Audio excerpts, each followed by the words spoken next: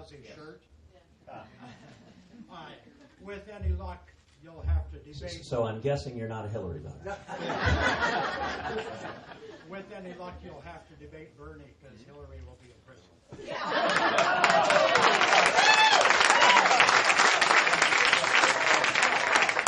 My 14-year-old daughter, the only way she can vote is if I drive her to Chicago.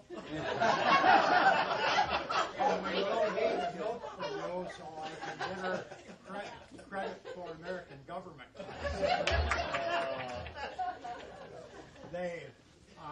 One of the things that I'm quite concerned about is their two older brothers are deputies.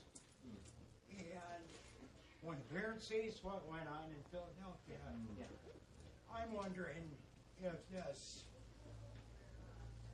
jackass, didn't get Obama's message yesterday morning. I thought that was going to take care of everything. And Mr. Vanderplas spoke of your titanium spine, and we need to either send ISIS running or put them in their hole in the sand. Along with your titanium spine, do you have the brass ones to do that also? Did everybody get that?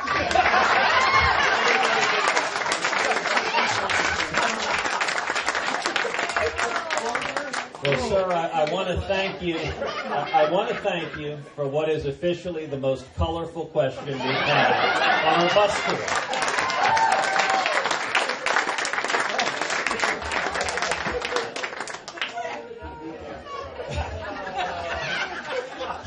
You know, I have to say it's hard to know where to start on that.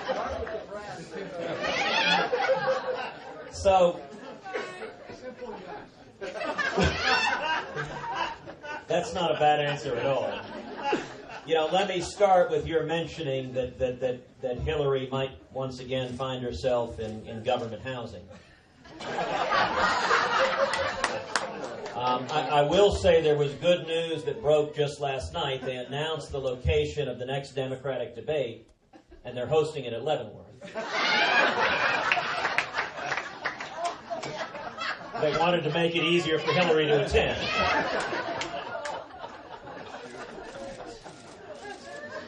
You know, you mentioned that two of your sons are deputies.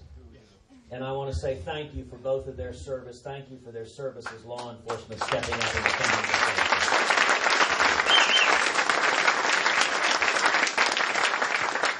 One of the most shameful things we have seen in the last 7 years is President Obama and his Attorney General repeatedly attacking and vilifying law enforcement, holding them out for public ridicule and attack.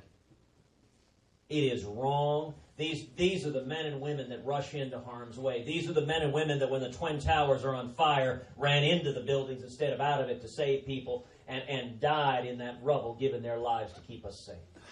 And you don't have to go back to 2001, San Bernardino.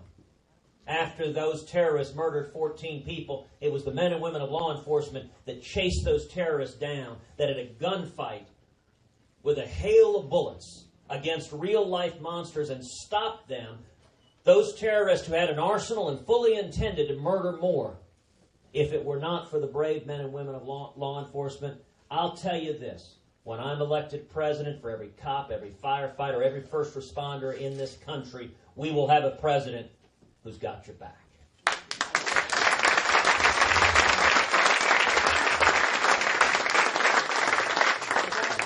All the time, which brings up an excellent point, that whether it is from the point of conception to on your deathbed, no matter what color you are, I was always taught that all lives matter.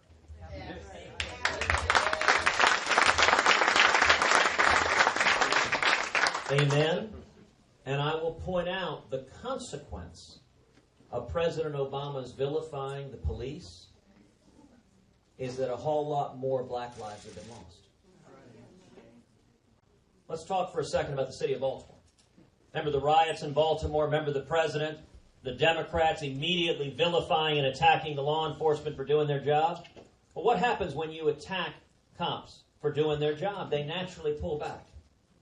They're afraid to do their job because if they do their job, if they actually stop the criminals, they may find their career ended. They may find themselves losing their jobs, losing their ability to provide for their families.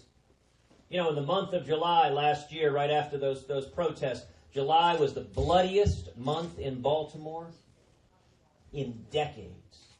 45 people were murdered in Baltimore in the month of July. 43 of them were African American. You want to talk about Black Lives Matter? You want to save black lives? You want to save all lives? Allow our cops to do their jobs and keep us safe.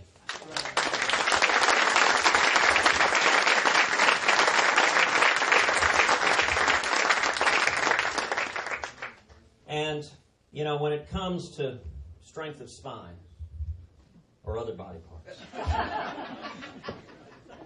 you know, I'm a big believer that talk is cheap, and actions speak louder than words. And every Republican running right now is telling you they will stand up to Washington. Well, that leads to the natural follow-up question. Okay, great. Who actually has stood up to Washington? Who's taken on not just Democrats, but leaders in our own party? There is a reason that Steve King and I both need food tasters in the members' dining room.